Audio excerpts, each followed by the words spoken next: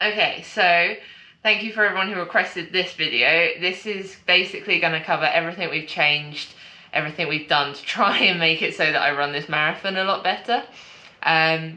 So I'll just run through things. Okay, so I'm going to start with the fact, and the most exciting bit, the kit. There's not much kit for running, but I have actually changed my shoes.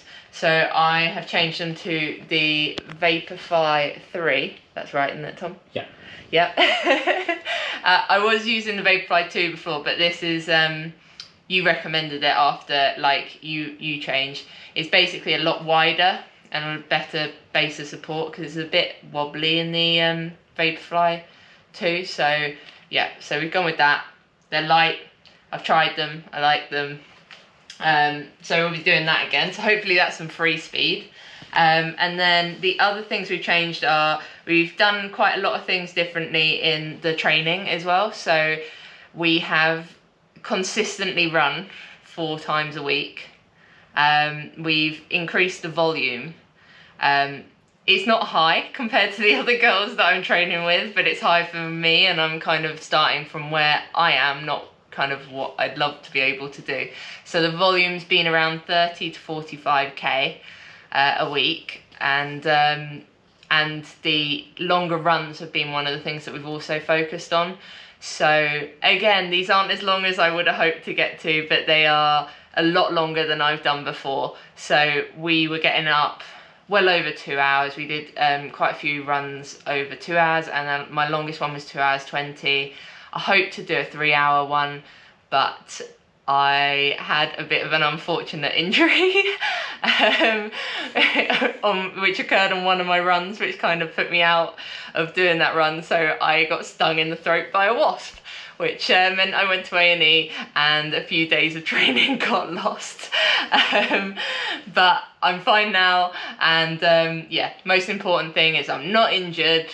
I've done more run training than ever. My run training is going quite well, so I'm at least the best prepared I've ever been. The other thing that we have worked quite a lot on is race nutrition. So in my last Ironman, this has been a huge problem for me.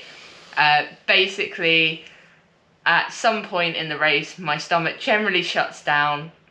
I'm unable to take nutrition, and in the worst cases, nutrition is coming out of me, not into me. So we have spent a lot of time trying different things, trying different types of putting the carb in, different types of putting the salt in.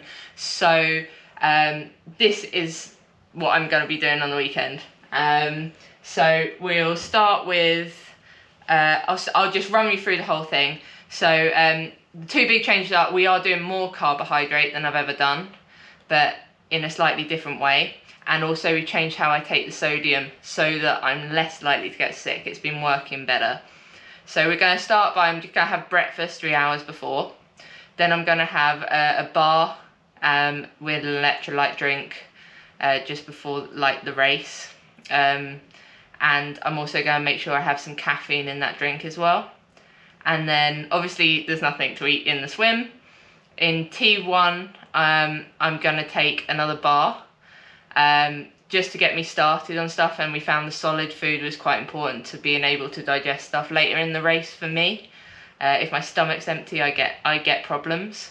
So I'll have that, and that'll mean I don't have to worry too much for the first little bit of the bike about solid food. And the aim on the bike is to hit 102 grams per hour of carbohydrate. So I'm going to be doing this through Precision Hydration Chews. These are quite good, so I'm going to empty these into my top tube. They're like a mouth size. I've tried them in quite a few races now, tons of training sessions.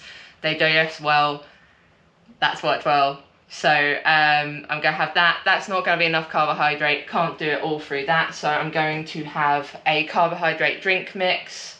I'm going to have 2 bottles of this, and also they're litre bottles, and I'm also going to have a litre bottle of Coke to get some caffeine in. And I found, for whatever reason, later in that race and training sessions, that goes down well. So we're doing what works. The other thing is sodium, so I'm not drinking any sodium. So there's no sodium in any of my bottles. I'm going to be having that through, again, the Precision Hydration Salt tab. So when I drink sodium, I seem to feel sick. Don't know why. But when I take these, it's fine. So that's what we're doing. Then on the run, a lot of the time, so in Langkawi I got so sick I managed one gel on the whole 42k. Nothing would go down. So we've been practicing a lot with the gels. We are going to mainly go with the Precision Fuel and Hydration gel. I'm going to have that in this flask, which I can't recommend enough. It tells you exactly how much it's had in it, and it's really easy to eat from. Whereas I found at Warsaw I was just using the individual ones, and you're tired. Getting everything out of them is quite difficult. So I am taking a few individual ones because I can't fit everything in there. So there'll be 8 gels essentially in total, 8 30-gram gels. Most of them in there, but I'm going to have a couple of individual ones, mainly the ones with caffeine in them, so I can get some caffeine later in the race. I'm also going to be using the aid stations mainly for the fluid. I thought about this a lot, but there's not much more that I could take. There's not I wouldn't take any other kind of drink with me apart from water or Coke, or so I can get that from the aid station. I am, however, going to put a load of stuff in my run special needs bags for weird scenarios.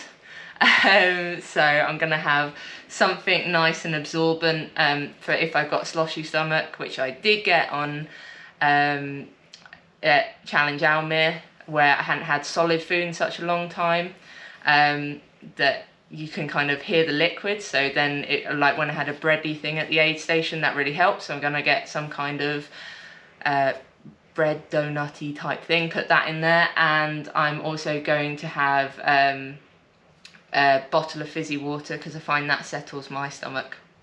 So I'm going to put that in there, and a few extra gels just in case I drop stuff. And that's pretty much it. So you might have noticed that it's a little sunnier outside. When Tom was editing, he basically realised I missed out a few key bits. So in the training, other bits that we did were we worked on my technique. So we worked on moving forwards, not upwards, to waste less energy, and we also worked on my left leg, making sure I'm getting full extension and a mid-foot strike so I can make the most of power out of both legs rather than just my right leg. So they were kind of in every run, so it meant even my easy runs had a specific point and they had a heart rate to them. I've been using the heart rate a lot, and I'll be using that on race day. So pacing wise for today, like the swims in the sea, I'm not too worried about the swim really. I feel pretty confident. I'm just going to race the swim, try and get out of the water fast as possible, because then I'm onto the bike with clearer roads.